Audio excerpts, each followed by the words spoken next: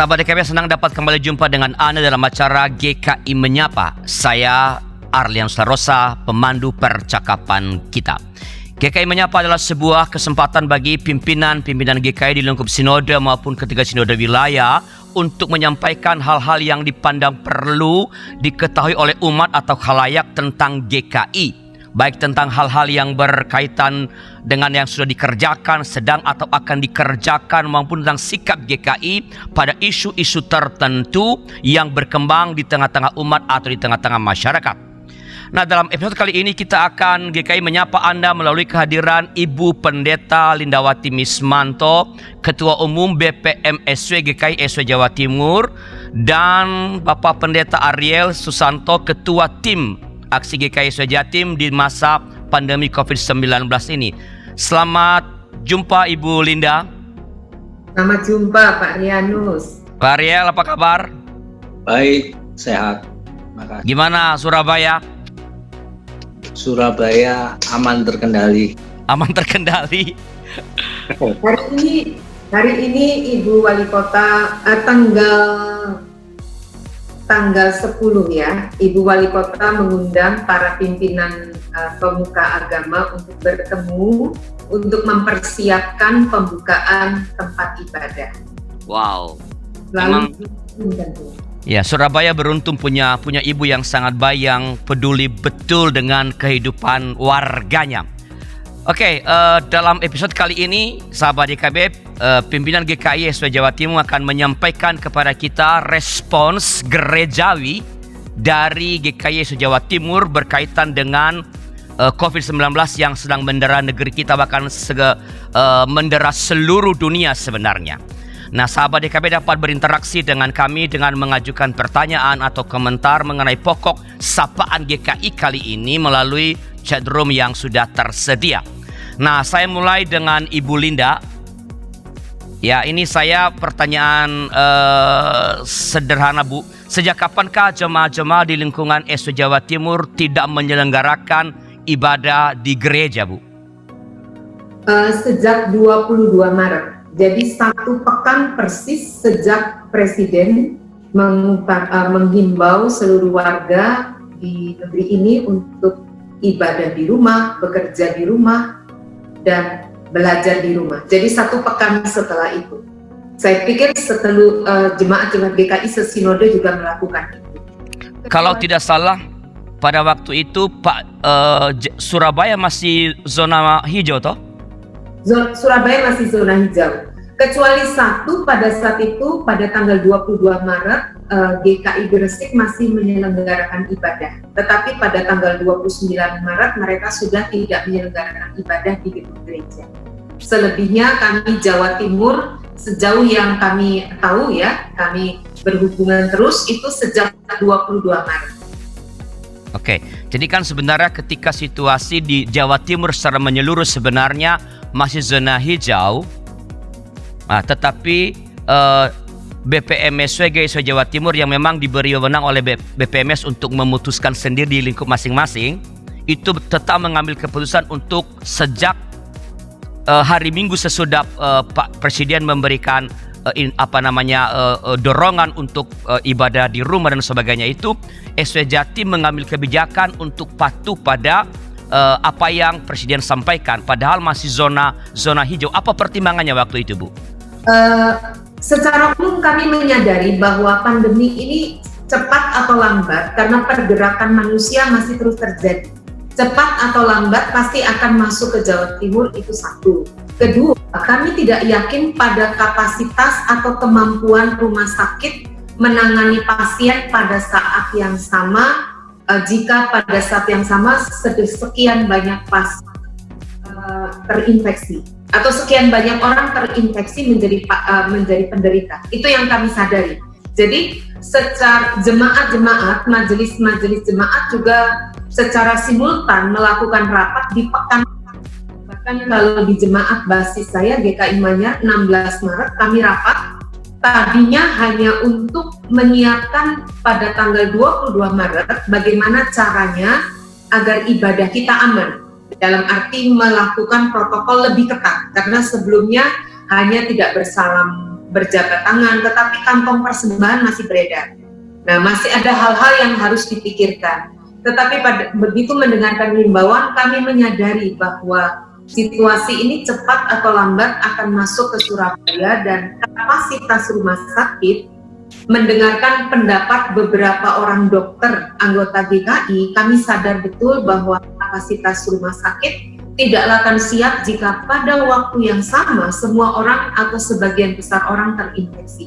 Itu yang menyebabkan kami mau memperlambat itu semua, begitu. Jadi landasan keputusan adalah sebenarnya pertimbangan antisipatif terhadap kemungkinan betapa cepatnya penyebaran virus ini, dan pada saat yang sama mengantisipasi kalau itu berkembang kapasitas rumah sakit yang pasti agak repot untuk tidak cukup memadai untuk menampung andaikan ini tidak diantisipasi lebih cepat. Baik Bu, tapi ketika terhenti kegiatan di gereja, kebaktian bukan hanya minggu kan, seluruh kegiatan gereja.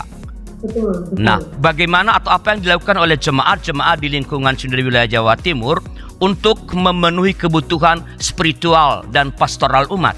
Kan itu tetap mesti dipenuhi. Ya, sebagian waktu itu sebelum YKB ada pengumuman atau pewartaan bahwa YKB siap dengan ibadah, beberapa jemaat sudah mulai merencanakan mempersiapkan dengan ibadah online. Akhirnya malah menarik nih Pak. Jadi anggota jemaat GKI SW Jatim beberapa WhatsApp beritahu saya kalau pagi mereka ikut ibadah yang dilayani oleh gerejanya. Nanti setelah itu mereka akan ikut ibadah YKB. Lalu setelah itu ikut lagi ibadah dari GKI yang lain. Jadi dari Ignite. Ya, Ignite juga. Jadi mereka merasakan hari ini saya 4 kali senang Bu. Jadi tadinya kami juga khawatir begini. Jangan sampai, kami juga bercakap di teman-teman pendeta ya. Pendeta Ariel juga intens mengajak, ayolah daripada energi kita habis untuk menyiapkan atau tersedot untuk menyiapkan ibadah online masing-masing jemaat, kita ikut apa yang ada. Nah, sebagian kami juga sampaikan tidak perlu memaksakan diri. Tapi ada yang mengatakan kalau kami tidak melakukan ini, aktivis pelayan musik kami itu loh ngajakin, jadi mereka juga mau gitu. Tapi akhirnya memang beberapa dari percakapan pribadi mereka mengatakan kami diberkati oleh banyak ibadah di GKI.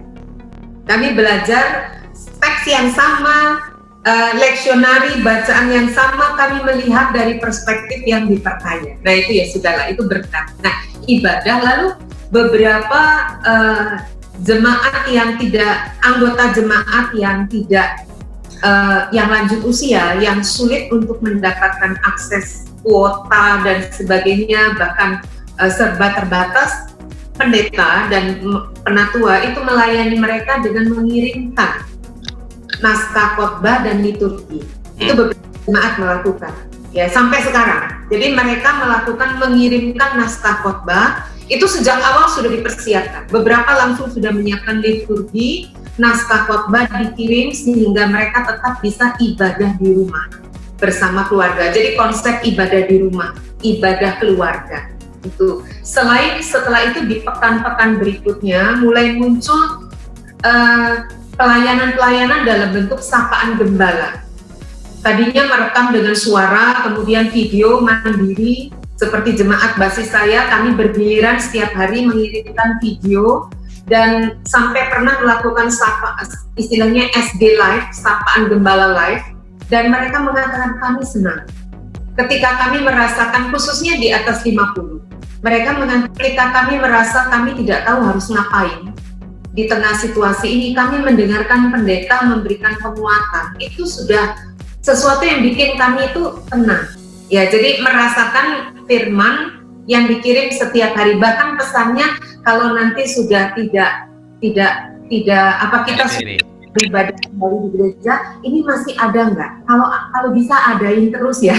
Jadi yang renungan penyejuk hati YKB itu loh, mirip seperti itu, tapi ini produksi sendiri ya. Sebenarnya kapasitasnya juga terbatas. Jadi kami berusaha dengan sederhana, dengan video, dengan kamera, dengan handphone begitu. Kira-kira begitu. Nah, itu yang dilakukan beberapa jemaat membentuk relawan nih Pak.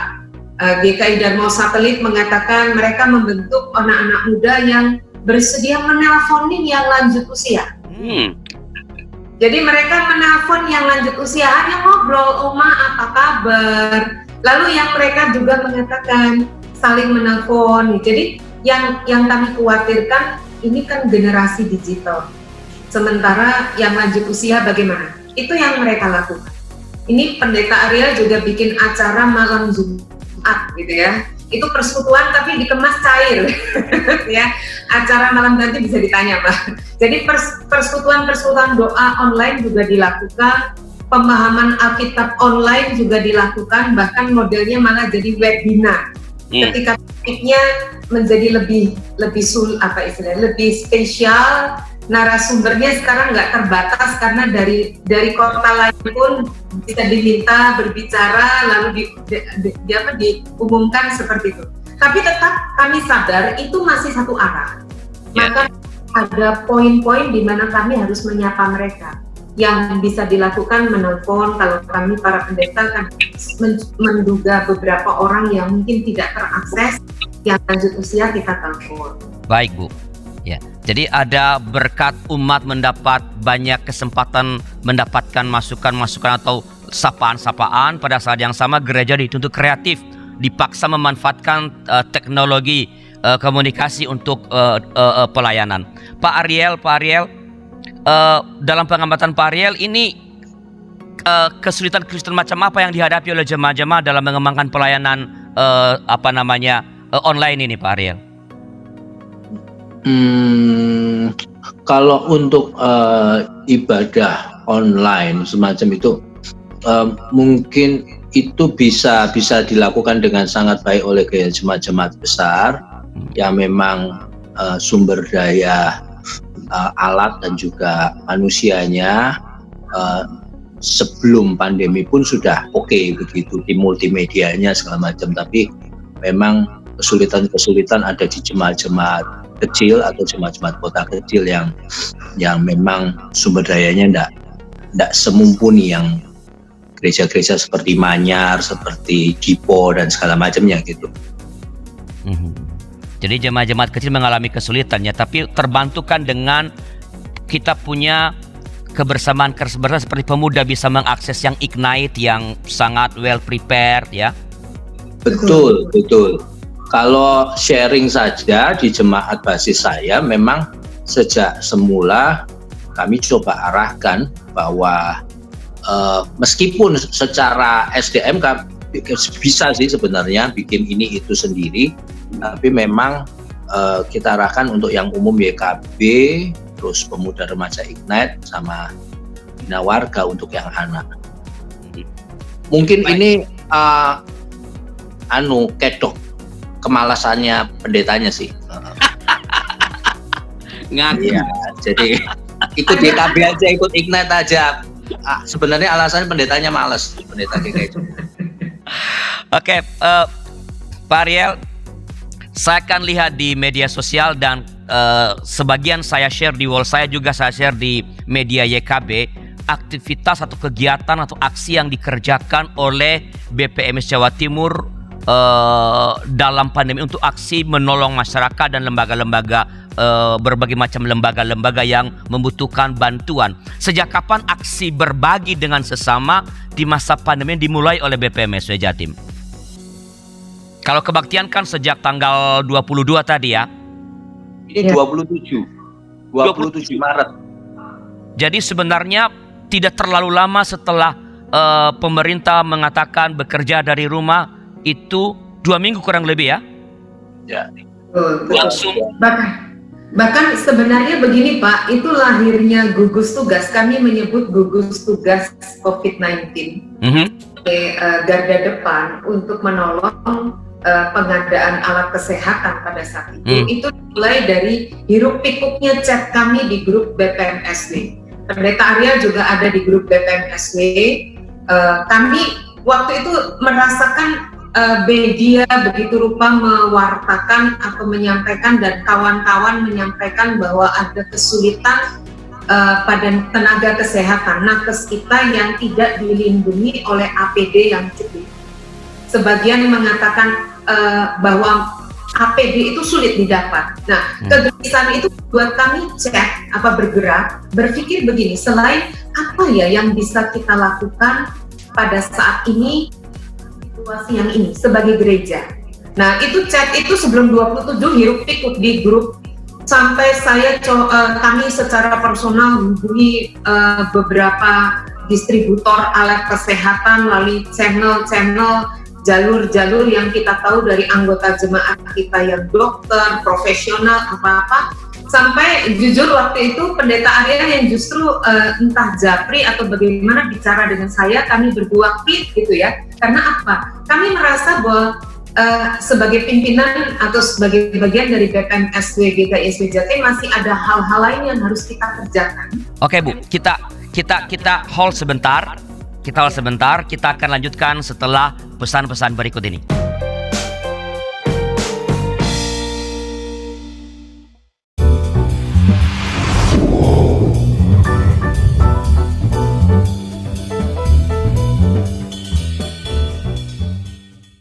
Untuk kegiatan apapun yang dilakukan oleh badan pelayanan yang manapun juga pasti membutuhkan dukungan.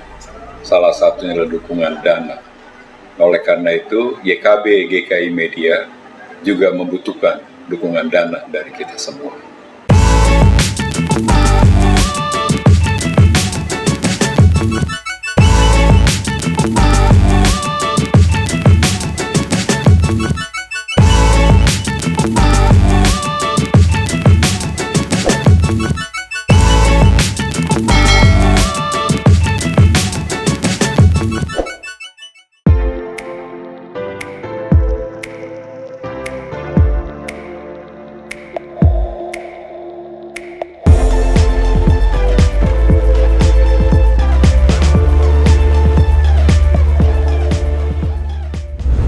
Sahabat DKB, terima kasih masih bersama kami dalam acara GKI Menyapa. Saya Arlian Sularosa dan sebagai pemandu percakapan dengan dua narasumber kita, Ibu Pendeta Lindawati Mismanto, Ketua Umum BPMS Jawa Timur, dan Bapak Pendeta Ariel Susanto yang adalah Ketua Gugus Tugas ya pandemi COVID-19 di BPMS SW Jawa Timur.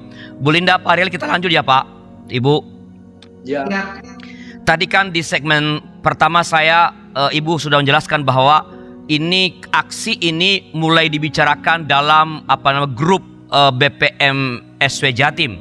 Ya. Jadi apa yang mendorong GKI SW Jawa Timur untuk melakukan aksi ini segera setelah pemerintah mengatakan kerja di rumah, sekolah di rumah, ibadah di rumah, lalu ibadah baru di rumah baru dimulai, kan kesibukan sangat tinggi. Dan lalu tidak lama kemudian BPMSC bergerak untuk melakukan aksi gerejawi yang bersifat sosial berkaitan dengan pandemi. Apa yang mendorong Ibu Linda?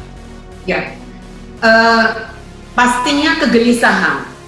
Sebuah kegelisahan yang muncul bersama. Ini gereja harus berbuat sesuatu. Kita harus melakukan sesuatu. Apa yang bisa kita lakukan? Sempat muncul sebuah gagasan, apakah kita mengupayakan pengadaan alat rapid test. Tapi kami tahu itu ada prosedur yang tidak mudah. Kami terus mengikuti dalam 1 jam demi jam, menit demi menit pemberitaan, dan kami menemukan satu kenyataan yang rata bahwa tenaga kesehatan kita tak cukup dilindungi oleh alat pelindung diri yang cukup. Karena kelangkaan alat pelindung diri. Itu membuat kami coba bergerak. Kita cari informasi, ada yang mengatakan saya punya teman, kita coba bergerak dan kemudian termasuk sudah mengupayakan pengadaan hand sanitizer yang mulai langka. Kami bisa mendapatkan akses untuk membeli alkohol dengan resmi ya, dengan semua dengan jumlah besar dan bisa dibuat dan sebagainya. Kami bergerak dalam 1-2 hari setelah ibadah di rumah itu.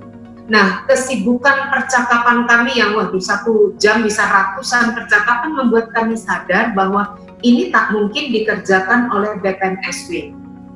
Waktu itu sempat berkontak, Pendeta Ariel kontak saya atau saya kontak Pendeta Ariel, kami chat, cocok, klik, saya bilang Pendeta Ariel juga gelisah, ini harus ada yang mengerjakan, bukan kita, BPM-SW.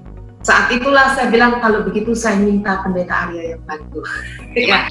Memang cocok. Cocok ini, saya bilang kami butuh yang bisa gerak cepat. Gugus tugas ini harus bergerak cepat. Lalu saya bilang, saya sampaikan teman-teman, apakah kawan-kawan setuju kalau Pendeta Ariel kita minta menjadi komandan gugus tugas ini? Mereka sepakat setuju. Pendeta Ariel punya 1 juta anak muda di belakangnya. Jadi Keren. Kita umat, ya. Pendeta 1 juta umat khususnya anak muda yang bisa membantu, karena kita tahu bahwa ini akan membutuhkan gerak cepat, anak-anak muda yang bergerak cepat, mendistribusikan, semua itu pasti harus membutuhkan tenaga muda. Nah, selanjutnya Pendeta Arya tak bisa menolak, akhirnya menyanggupi, dan yang saya kagum adalah dalam waktu cepat kabinetnya langsung terbentuk nih Pak Al. Wow. Komandannya udah punya langsung di divisi ini langsung, dan sebagian tidak anak muda saja, yang divisi relawan memang anak muda, tetapi bagian distribusi barang itu memang dari Manyak. Saya beritahukan, minta Ibu Christine bantu karena dia punya relasi cukup kuat dengan banyak teman-teman dokter di banyak rumah sakit. Jadi ini Ibu Christine sudah, karena suaminya dokter, dia punya relasi cukup kuat, dan dia juga termasuk yang gelisah. Yang penting passionnya dapat, hatinya dapat. Nanti soal tenaga pasti itu. Lalu ada divisi pertimbangan medis. Jadi itu yang membuat barang-barang kita, alat APD kita itu memenuhi standar medis, Pak. Nanti mungkin Pak Ariel bisa cerita lebih lanjut. Bagaimana Pak Ariel? Apa saja yang dilakukan sebagai bentuk solidaritas berkaitan dengan pandemi COVID-19 itu, Pak? Oke, saya mulai dari kesediaan saya tadi. Kenapa kok saya punya waktu untuk ngurusin beginian? Jawabannya sebenarnya satu, karena GKI Jemur Sari tidak mengadakan ibadah online sendiri. Ikut YKB, jadi saya tidak disibukkan untuk syuting. Nah, jadi kan nganggur, ngapain ya, biar kelihatan hidup ini lebih bermanfaat, kelihatan kerja begitu, ya udah saya ambil deh tanggung jawab ini. Nah, jadi saya jadi koordinatornya. Nah, ya belum punya pengalaman sih ngurusin begini, dan ini kan keputusan diambil cepat, dan ya tanpa ada, ya semua orang kan kaget dengan pandemi ini. Kita tidak pernah membayangkan, tidak ada rehearsal atau gladi resik sebelum kita mengalami ini. Semua masih bingung. Nah, satu yang sebenarnya paling mengkhawatirkan saya di awal itu, apakah ada cukup relawan yang mau untuk turun ke lapangan. Jadi perintah dari pemerintah kan, sebenarnya saran dari pemerintah kan ya semua di rumah saja, jangan keluyuran. Nah, ini masih adakah sebagian orang yang bisa digerakkan untuk keluyuran yang positif tentunya, karena tetap barang-barang yang kita beli tentu perlu di packing, perlu dipersiapkan dan dikirim ke titik-titik tertentu, ke ekspedisi, ke rumah sakit. Nah, tapi puji Tuhan bahwa pada bagian ini beberapa anak muda bersedia untuk melakukan. Meskipun seperti yang Bu Linda sampaikan, ini kombinasi antara generasi yang lebih senior dengan generasi muda GKI. Yang senior work from home, Bu Christine itu mereka hanya bertugas untuk menerima list permohonan dari pihak-pihak manapun, kemudian diteruskan ke anak-anak yang markasnya di kantor sinode, mereka yang menyiapkan barang-barangnya. Divisi pembelian juga Pak Lim Arif itu kerjanya dari rumah gitu. Jadi Pak Lim Arif, Pak Adrianus pasti kenal juga, ya ikut juga di kita. Pak Daniel HG juga bekerja dari rumah di tim kita. Dr. Richard yang penasehat kami secara medis, divisi pembelian dapat penawaran, kemudian spek barangnya disampaikan ke Dr. Richard. Dr. Richard bilang oke, ini barang oke, baru kita ambil keputusan beli. Kalau enggak, ya kita nggak beli. Seperti itu sistem kerjanya. Baru kemudian setelah barang dibeli sampai kantor sinode, di packing ulang sesuai kebutuhan di titik-titik yang membutuhkan. Nah, anak-anak kemudian gerak untuk mengirim ke titik-titik itu. Itu barang apa saja itu, Pak? Kalau tadi kan saya coba bagi dua barang-barang yang memang tidak mungkin kita bikin sendiri. Semacam masker yang paling favorit kemarin kan masker N95, harganya itu bisa waktu bulan April itu bisa 5 kali lipat dari harga normal. Tapi ya apa boleh buat, memang kita butuh, kita ambil beberapa. Nah, itu pasti kita nggak bisa produksi sendiri. Tapi kalau kayak ini, contoh ini hand sanitizer, ini kita racik sendiri, dan brandnya itu Gerakan Kemanusiaan Indonesia. Oh, ini mungkin kelihatan. Jadi kita bagi, dan ini memang bahan baku, sesuatu yang mudah untuk kita bikin sendiri. Kalau juga face shield ini juga bagian yang menjadi gerakan yang luar biasa, diawali dari GKI Emmaus, kemudian diikuti berturut-turut GKI Darmo Satelit, GKI PTI, GKI Mojosari, Mojokerto, mereka Citraland juga membuat ini. Jadi itu macam-macam barangnya. Ya, ada yang bisa dibikin sendiri, tapi memang ada yang dibeli. Harus mau nggak mau dibeli. Sarung tangan, gloves itu nggak mungkin kalau kita bikin sendiri kan, yang karet begitu itu harus beli dari pabrik. Oke, Pak. Ini kan aksi ini kan membutuhkan dana yang sangat besar. Ya, pada saat yang sama sebenarnya kan kita juga tahu sama-sama, karena meskipun ada kebaktian online, persembahan di jemaat kan mengalami penurunan. Nah, apakah tidak ada semacam kekhawatiran bahwa kalau kita menggalang dana untuk kebutuhan aksi ini, kita tahu umat GKI itu kalau untuk yang begini sangat mudah digerakkan untuk aksi-aksi seperti ini. Apakah ada kekhawatiran bahwa itu nanti semakin membuat penerimaan di gereja itu semakin menurun? Pada saat yang sama kan ada fixed cost yang mesti dikeluarkan oleh gereja walaupun tidak ada kegiatan, ada hal-hal yang mesti dikeluarkan. Ini apa pertimbangannya? Ini kan kita perlu uang semakin sedikit, tetapi kita menggalang dana untuk mengerjakan aksi kepada masyarakat. Bisa dijelaskan? Kita dapat dana itu dari 3 sumber utama, kalau saya boleh bagi. Dan mungkin yang yang paling menjawab pertanyaan Pak Arli, sebenarnya sumber dana pertama. Jadi BPMSW itu punya alokasi dana memang sejumlah tertentu untuk dana bencana. Oke. Dana bencana ini sejak lama, ini untuk bencana apapun begitu. Nah, ketika krisis ini terjadi, disepakati waktu itu kita dikasih starter 250 ya Bu ya, 250, dan kemudian berturut-turut April, Mei, Juni itu dikasih 100. Jadi dari kas BPMSW sendiri sudah turun 550 juta sepanjang April sampai Juni.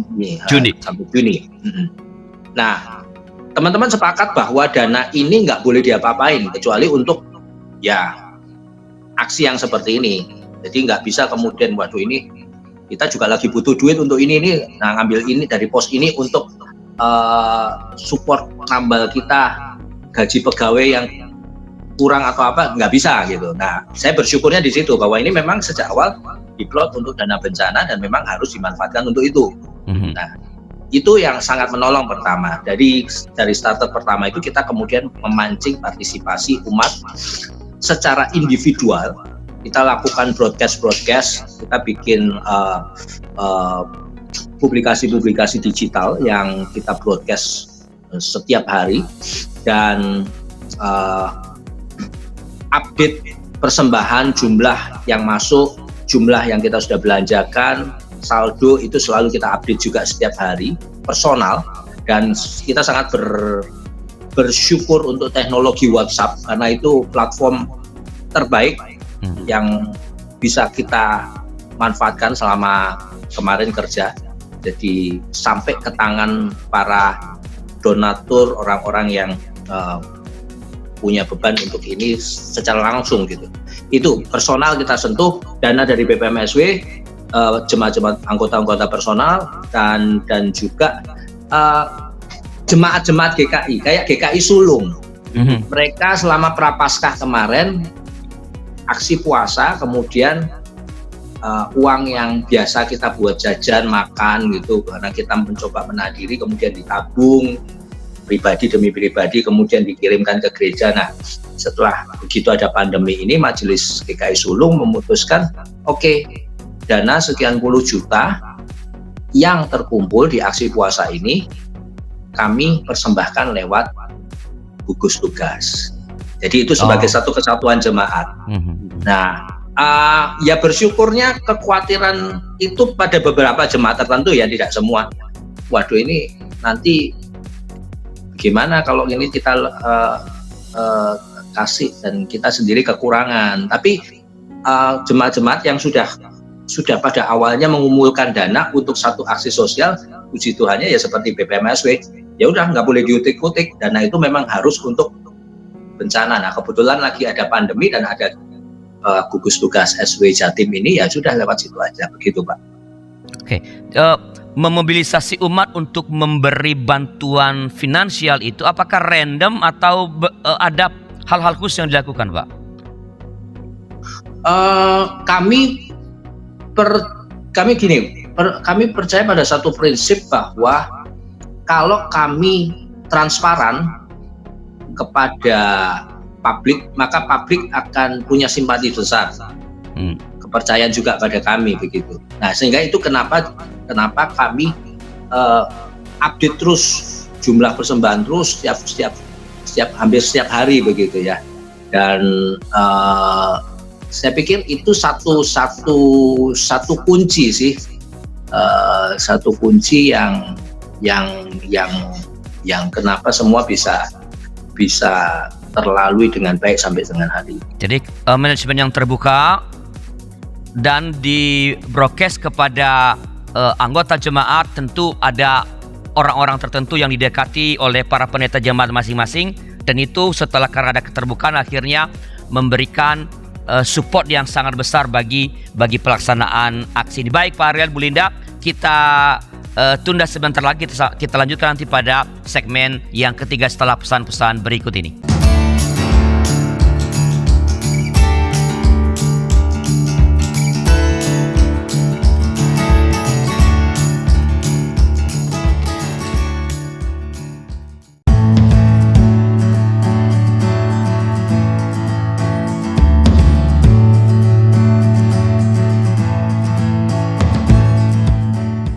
YKB GKI Media membutuhkan dukungan doa kita, membutuhkan keterlibatan kita, membutuhkan dukungan dana dari kita semua.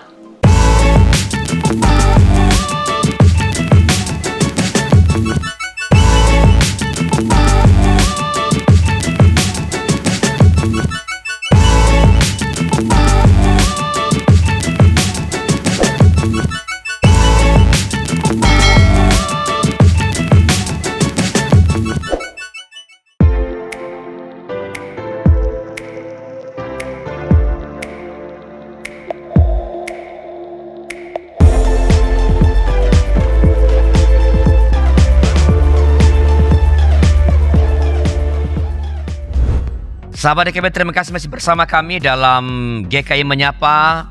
Ini segmen terakhir bersama saya Arlian Sularosa, pemandu percakapan, dan narasumber kita Ibu Pendeta Lindawati Mismanto, Ketua Umum BPMS Jawa Timur, dan Bapak Pendeta Ariel Susanto yang adalah Ketua Gugus Tugas COVID-19 di BPMSW GKI SW Jawa Timur. Kita lanjut ya Pak Ariel, Ibu Linda.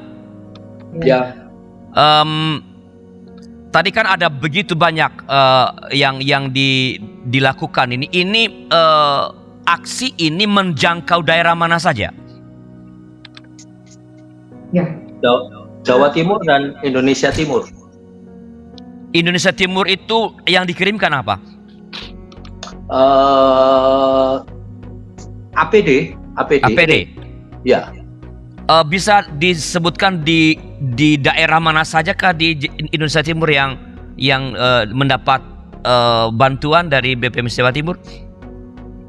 Papua Barat, NTT, Maluku, Ambon secara khusus, Kei kita juga masuk di sana, Kepulauan Kei, Somlaki, di Kota Mobagu, Poso juga ada kita kirim ke sana, Manado, ya. Jadi itu dikirim ke dan melalui gereja-gereja partner atau langsung ke rumah sakit? Langsung ke rumah sakit lewat jaringan yang dimiliki oleh salah satu relawan, Ibu Christine, anggota GKI Manyar tadi yang direkomendasi Bu Linda. Jadi bantuan itu langsung sampai ke pihak yang menggunakan ya? Betul, dan kita mengharuskan bahwa gini, karena maaf kalau dalam periode krisis kayak gini pun kalau namanya orang niat nyolong ya nyolong aja begitu, termasuk secara lembaga, rumah sakit misalnya. Beberapa case bantuan dari pihak lain kami dengar ditujukan pada rumah sakit. Nah, ada permainan di sana. Rumah sakitnya, manajemen rumah sakitnya, bahkan kemudian dokter yang mau pakai barang itu harus beli begitu. Nah, kami tidak mau begitu. Kami coba hindari dengan oke, kita ke rumah sakit A, tapi kami harus tahu dokter siapa, person yang akan menerima barang ini, supaya kami bisa cek. Jadi tidak antar GKI SW Jatim ke secara lembaga ke institusi atau lembaga rumah sakit, kita nggak mau begitu. Tapi oke, rumah sakit ini dokternya siapa yang terima. Jadi bukan hanya sampai ke lembaga, tetapi ke pemakai langsung. Betul. Dan itu jaringannya Bu Christine. Semua Bu Christine sudah punya jaringan ini sejak lama. Jadi ada jaminan bahwa ada kontak person yang kita percaya di masing-masing rumah sakit itu, Pak. Kira-kira begitu ya, supaya betul-betul sampai ke tangan yang tepat. Jadi rekan-rekan di gugus tugas ini juga mempelajari bahwa ternyata dalam situasi bencana sekalipun ada orang-orang tertentu yang mengambil keuntungan, dan itu tidak.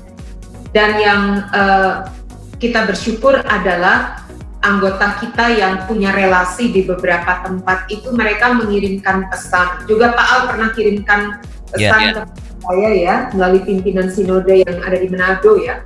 Juga ada beberapa anggota kita, mereka mengatakan begini, kami bersyukur karena kita sebagai GKI boleh menolong mereka. Karena apa? Mereka sendiri memberikan testimoni bahwa apa yang diberikan ini, nakes ini seperti emas, atau seperti di tengah kelangkaan barang ini jauh lebih berharga dari emas.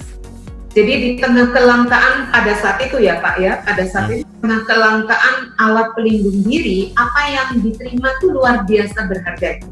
Ada lagi testimoni mengatakan yang kami terima ini bukan sekedar barang alat pelindung diri, tapi sungguh-sungguh kualitasnya pun bagus. Bagus itu saya tanya, bagusnya bagaimana? Sesuai standar medis. Nah, itulah yang tadi sudah dijelaskan bahwa Pendeta Arya mengatakan setiap alur pemberian barang itu kami harus pastikan bahwa itu barang memang memenuhi quality control, melalui proses quality control itu memang memenuhi standar.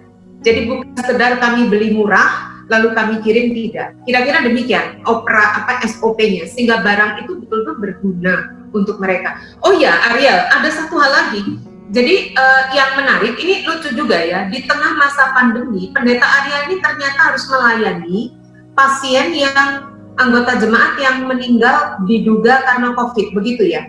Nah, terus lalu muncul sebuah kesadaran. Nah, ini pendeta nih ya. Ketika ia melayani anggota jemaat, lalu berpikir, mengempati, bagaimana dengan pendeta-pendeta lain yang harus berada dalam situasi yang sama. Maka akhirnya di disiapkan APD lengkap untuk pendeta ketika harus melayani pemakaman yang terduga COVID, meskipun bukan GKI. Jadi di beberapa kota ditaruh kontak person. Dan saya sudah merasakan ini, saya sampai foto, saya sudah pernah melayani seorang pasien yang diduga. Sementara biasanya kan hasil swab itu terlambat ya. Jadi ya seperti itu, saya kemudian mendapatkan nasihat dari dokter, penatua kami, basis saya, anggota majelis ada yang seorang dokter, dan saya mengatakan kondisinya seperti ini, pasien seperti ini, dalam 4 jam harus dimakamkan atau dikremasi, apakah saya harus pakai APD? Menurut informasi katanya tidak COVID. Lalu setelah berdiskusi, ibu pakai APD saja, level 3. Nah, setelah saya pakai, saya foto, saya menggunakan APD level 2. Kenapa? Karena yang disediakan oleh gugus tugas yang level 2. Level 2, jadi kan lebih aman lagi nih. Saya foto, saya kirim kepada BPM SW, terima kasih. Pendeta Manyar sudah pakai nih APD. Dan kemarin dari GKA Pampak Keti, penatua calon pendeta kami yang dititipi untuk menjadi base-nya Surabaya untuk APD ini dan dikontak, dan dia memang membutuhkan. Jadi istilahnya sudah melintas sinode, kita nggak soal bahwa pendeta tersebut dari sinode apapun, ketika mereka harus melayani pasien terduga atau sudah positif COVID, menyediakan. Masih ada seperti itu sampai beberapa kota ya dia ya. Di lingkungan Jawa Timur ini ya? Ya, seingat saya Pendeta Arya mengatakan waktu itu di beberapa kota selain Surabaya ya. Jawa Timur dan Bali ya. 10 kota kalau tidak salah, 10 kota kita. Ada kontak person di sana, Anda perlu kita kirim begitu? Ya. Enggak, kita kirim dulu di PIC itu. Sewaktu-waktu ada yang butuh, silakan kontak titik terdekat ini. Wow, luar biasa, keren sekali Pak Ariel. Saya melihat kan di medsos yang Anda atau pesan-pesan di medsos yang Anda sebarluaskan itu, di kantor BPMS Jatim itu ada sejumlah relawan dan saya melihat cukup banyak anak-anak muda. Nah, ini pertanyaan saya, bagaimana mobilisasi anak-anak muda ini sehingga mereka terlibat di situ, dan bukankah sebenarnya mereka harus melakukan berada di rumah, kok dikumpulkan di kantor sinode? Ya. Ada 2 hal. Yang pertama, memang sampai dengan hari ini saya masih diuntungkan oleh posisi saya sebagai pendeta yang berbasis jemaat tertentu, GKI Jemur Sari, sehingga koneksi saya dengan person-person di GKI Jemur Sari itu masih cukup kuat, sehingga ketika ada kebutuhan begini yang mendesak, yang mendadak, yang butuh cepat, ya memang jujur 75% relawan kemarin anak-anak muda itu adalah anggota jemaat maupun simpatisan GKI Jemur Sari. Oke. Gitu. Nah, yang kedua memang agak unik. Ya, kalau dalam pengajaran kita di hari Minggu PA ya secara normatif kan kita selalu mengajarkan siapapun untuk hidupnya berorientasi pada ketaatan, termasuk kalau pemerintah bilang di rumah saja ya kamu taat aja. Nah, relawan-relawan kemarin itu adalah anak-anak yang tidak biasa untuk taat. Jadi di persepsi publik sebelum pandemi ini bilang anak-anak nakal. Oh. Anak-anak nakal itu artinya ya potongan rambutnya, ya pakai anting di salah satu telinga. Mungkin kalau merokok dianggap sebagai sebuah bentuk kenakalan, ya mereka sangat menikmati itu dalam keseharian mereka.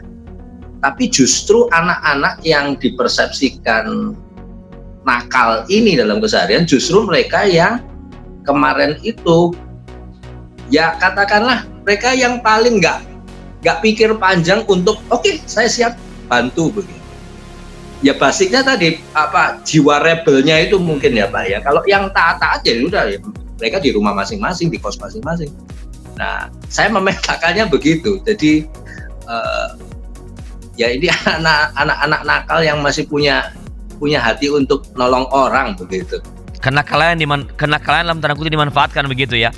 Iya. Ya, tapi keluarga mereka bagaimana?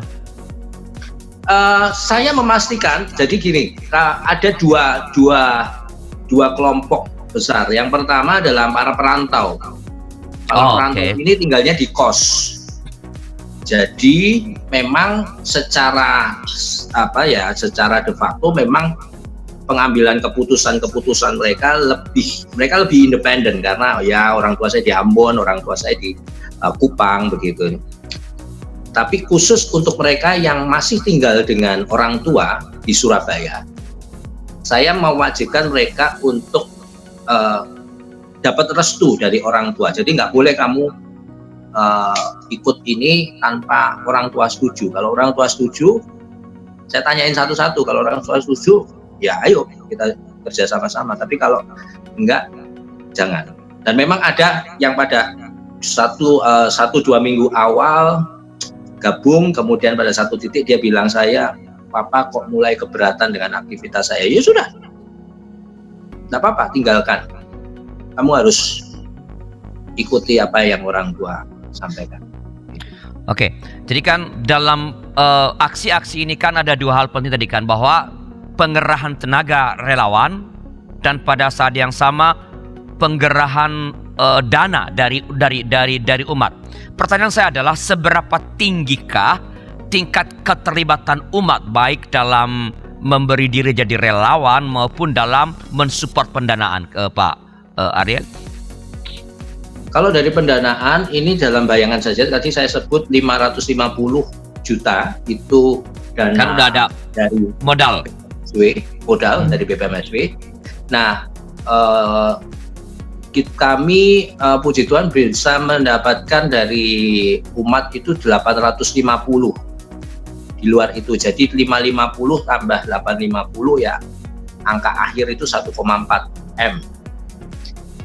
Itu dari partisipasi dana. Selain partisipasi dana, ada juga orang yang saya kalau ngasih dana nggak bisa banyak Pak. Saya kalaupun jadi relawan yang turun ke lapangan juga takut gitu. Karena saya sudah usia. Nah ini tante-tante, om-om ini kemudian menawarkan, bisa nggak saya kirimin aja anak-anak ini makanan. Makan siang, makan malam. Nah itu kemudian kita buat sistemnya. Jadi supaya nggak tabrakan antar kiriman, jadi menumpuk di satu titik yang sama. Jadi ada itu namanya Agatha yang memang work from home, dia yang ngatur. Jadi tante A hari Senin siang, tante B hari Senin malam dan seterusnya. Bersyukur dalam tempo 1 bulan, kita 1 bulan lebih sedikit kita bisa dalam tanda kutip menghemat pengeluaran konsumsi anak-anak lewat partisipasi umat dalam upaya yang makanan itu. Jadi sebenarnya dalam waktu yang sangat singkat, kurang lebih 2 bulan itu bisa menghimpun 850 juta dari umat ya. Dari umat, ya. Ditambah yang dari BPMS, jadi itu sebuah partisipasi yang sangat besar ya dalam waktu yang sangat singkat. Di tengah-tengah juga sebenarnya kan umat juga mengalami persoalan ekonomi sebenarnya. Iya.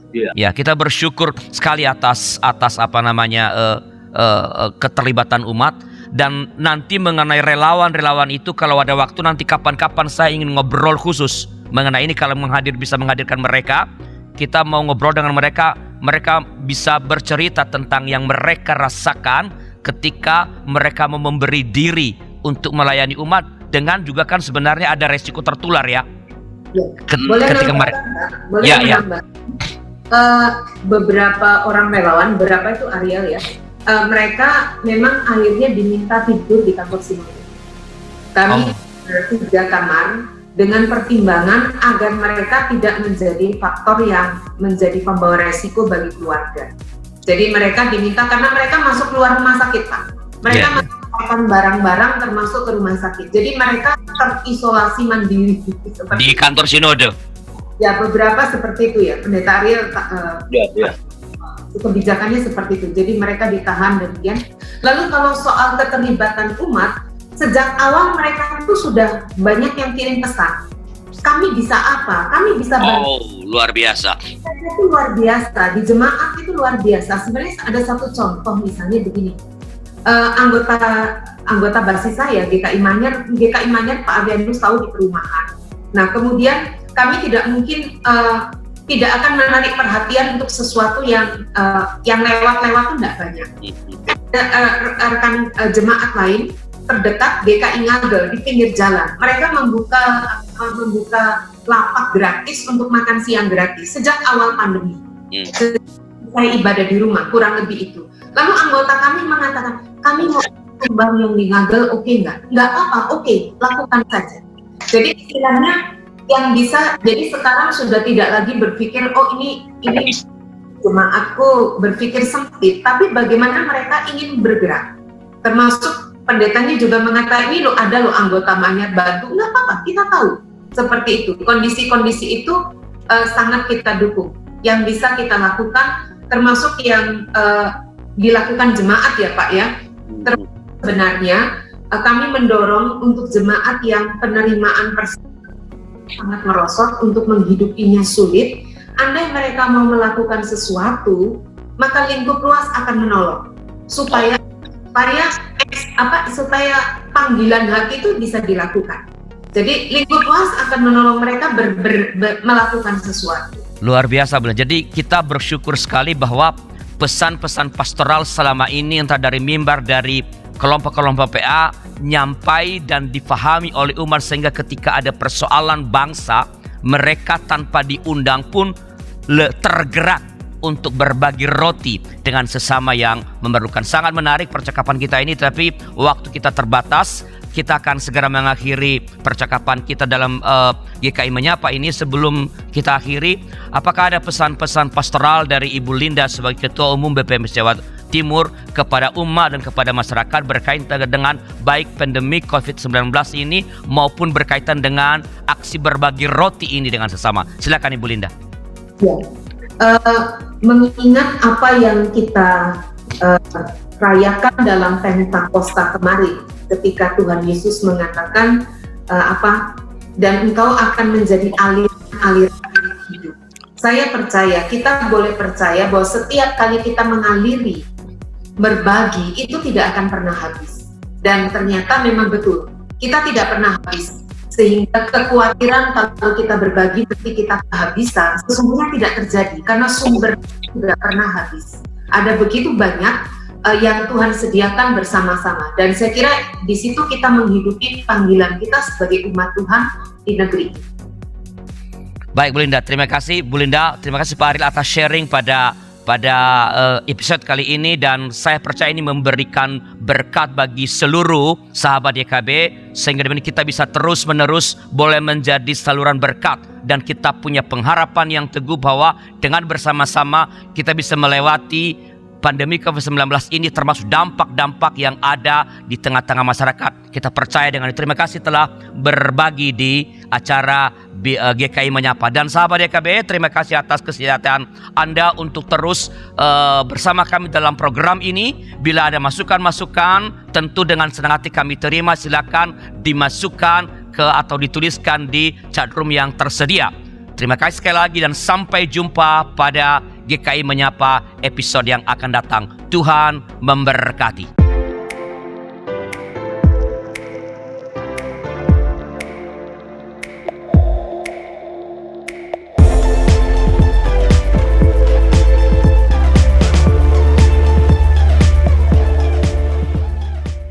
Untuk kegiatan apapun yang dilakukan oleh badan pelayanan yang manapun juga pasti membutuhkan dukungan.